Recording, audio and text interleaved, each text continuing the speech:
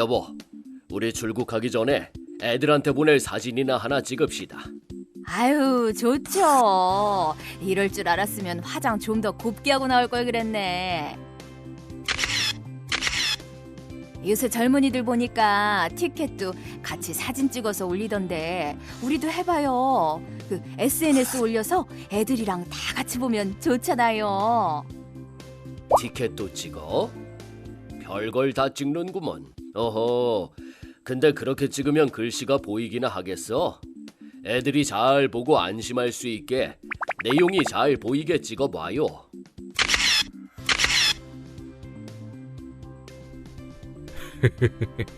우리 순진한 어르신들께서 세상이 어떤 세상인데 말이야. 강진성 씨 되십니까? 경찰청 사기 사건에 연루되셨습니다. 탑승권에는 보통 탑승자의 이름과 항공편 정보, 좌석 번호와 함께 특정한 바코드가 담겨 있는데요. 매체에 따르면 이 바코드를 통해 개인의 전화번호, 주소, 심지어 금융정보 등을 포함하는 민감한 개인정보를 탐색할 수 있다고 합니다.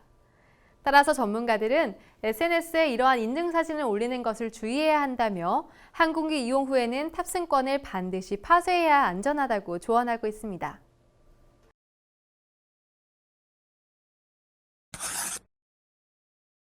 우리같이 나이가 든 사람들은 방금 들었던 것도 뒤돌아서면 까먹는 게 일상이거든. 그러니까 웬만한 비밀번호는 생일이나 전화번호 뒷자리 같이 외우기 쉬운 것들로 한단 말이야.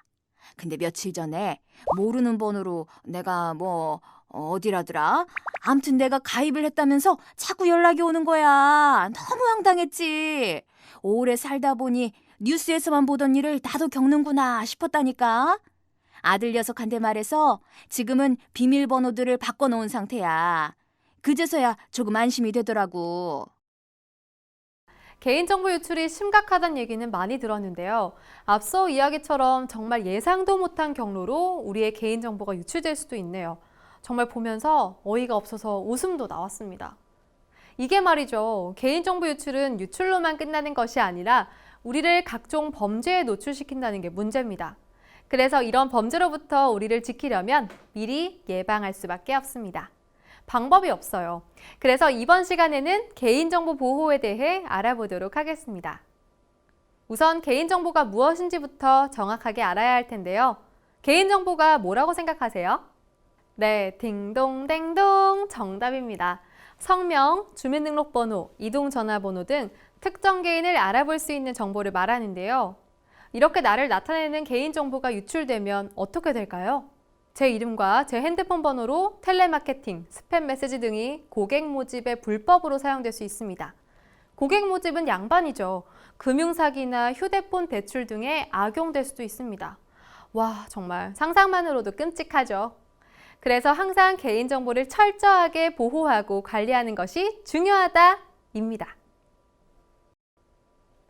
아니, 어떻게 개인정보를 보호해? 강제로 자물쇠를 채울 수도 없고. 이렇게 생각하시는 분들 걱정 마세요. 잘 보호할 수 있는 방법이 있습니다. 먼저 온라인 개인정보를 보호하는 방법부터 살펴볼까요?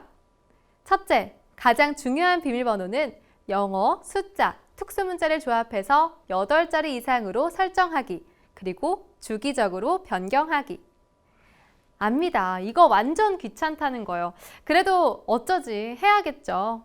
개인정보가 유출되는 것보다는 낫잖아요. 예전에는 1, 2, 3, 4 같은 연속 숫자나 본인 이름, 생년월일, 전화번호 등을 사용하는 사람도 참 많았는데요.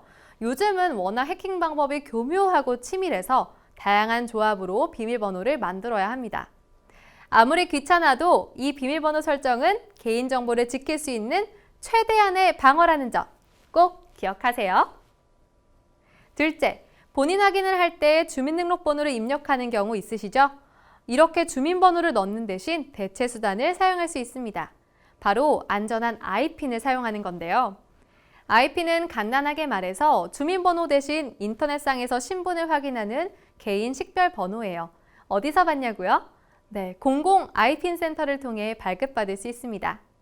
셋째, 회원가입을 할 때 필요하지 않은 개인정보는 입력하지 않는 것이 좋습니다. 굳이 제 개인 이야기를 하나하나 세세하게 말해줄 필요는 없겠죠? 넷째, SNS나 게시판에 올린 개인정보는 악용될 수 있으니까 미공개로 설정하는 게 좋은데요. 앞서 살펴본 사례처럼 내 개인정보를 누가 언제 빼갈지 모르는 일이니까요. 그리고 제가 추천드리고 싶은 것은 그냥 올리지 마세요. 뭐하러 개인정보를 인터넷에 올립니까? 올리지 않는 게 최고겠죠? 그런데요, 개인정보는 온라인에서만 유출되는 게 아니래요. 우리 이 스마트폰을 통해서 유출되는 경우도 많다고 합니다.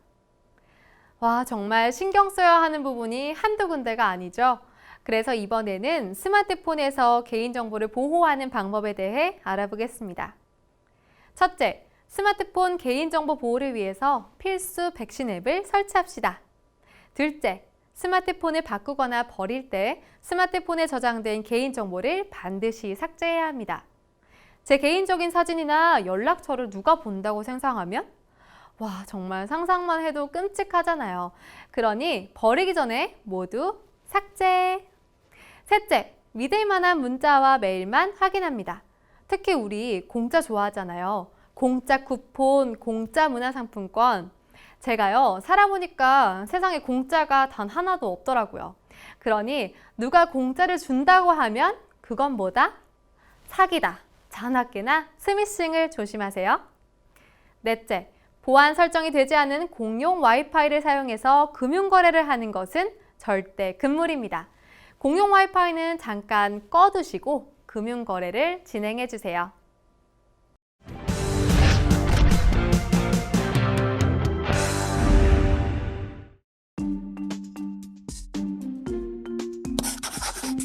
여보, 눈이 침침해서 그러는데 여기 뭐라고 적혀 있는지 당신이 좀 봐줘봐.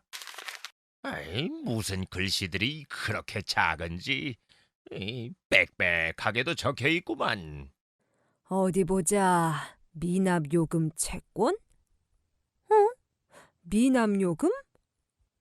여보, 우리 이번 달 통신요금이 안 빠져나간 게 있었나 봐요? 하나, 둘, 셋, 넷. 어? 14개? 아니, 당신 나 모르게 여기저기 뭘 한 거예요? 이 사람이 지금 무슨 소리를 하는 거야? 너무 당황스럽네요. 우리 남편이 동의한 적도 없다는데 이게 무슨 날벼락인지. 네? 대리점 직원이 대필해서 개통된 것도 있다고요? 아니, 어떻게...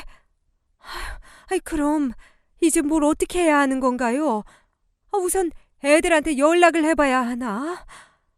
우리 같은 노인들한테 이게 무슨 일이야? 나도 모르는 사이에 핸드폰이 개통됐다고요? 당했네요. 당했어요. 사례에서 보신 것처럼 최근 명의도용 피해 사례가 자주 발생한다고 하는데요. 아니, 명의도용이 뭐길래 자꾸 피해가 발생한다는 건지 잘 모르시겠다고요? 네, 지금부터 명의도용에 대해 함께 알아봅시다. 명의도용이란 타인, 지인, 가족 등 제3자가 정당한 본인의 동의 없이, 그러니까 본인의 허락 없이 내 명의로 통신 서비스 이용 계약을 해서 발생되는 피해를 말합니다. 와, 정말 쉽게 말해서는 내 이름 빌려서 휴대폰을 만드는 거죠. 정말 못된 짓이죠. 보통은 나도 모르는 사이에 명의도용이 일어나기 때문에 대부분의 피해자들은 미납요금이 발생된 것도 모르고 그냥 지낼 수밖에 없는데요.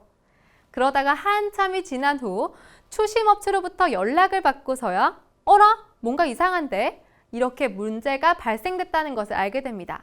정말 자다가 봉창 두드리는 소리 같겠죠? 그래서 이 명의도용은 사전에 예방하는 것이 매우 중요한데요. 명의도용 예방법은 무엇이 있을까요? 명의도용 피해를 예방하려면 무엇보다 신분증과 개인정보를 다른 사람에게 함부로 제공하지 않는 것이 중요합니다. 내 정보는 오롯이 내 것이죠. 아무리 친한 사이라도 개인정보는 공유하지 않는 것 꼭 잊지 마세요. 만약에 신분증을 잃어버렸다면 가까운 주민센터에 신고해야 합니다. 그리고 각 통신사의 고객센터에다가 명의도용 여부를 확인해 봅니다. 아니, 지금 당장 급한데 이럴 때냐? 명의도용 신고 접수가 가능한 지점을 직접 가보겠다. 네, 직접 가셔서 명의도용을 신고할 수도 있고요. 만약 필요하면 통신민원조정센터에 전화해서 피해구제 상담을 받을 수도 있습니다. 그리고 무엇보다 명의도용 피해를 예방해주는 명의도용 방지 서비스도 있는데요. 이런 게 있으면 미리 알려줬어야지 하시는 분, 네, 바로 엠세이퍼라는 건데요. 이 서비스를 이용하는 것도 중요한 예방법 중 하나라고 할 수 있습니다. 엠세이퍼를 이용하면 다른 사람에 의한 신규 가입이나 명의 변경을 사전에 막을 수 있고요. 본인 명의로 지금까지 개통된 이동전화, 유선전화, 초고속 인터넷 등을 확인할 수도 있습니다. 여기서 끝이 아니죠. 본인 명의로 방송통신 서비스를 누군가 신규 가입을 했다. 그러면 가입 사실을 문자로 받아볼 수 있습니다.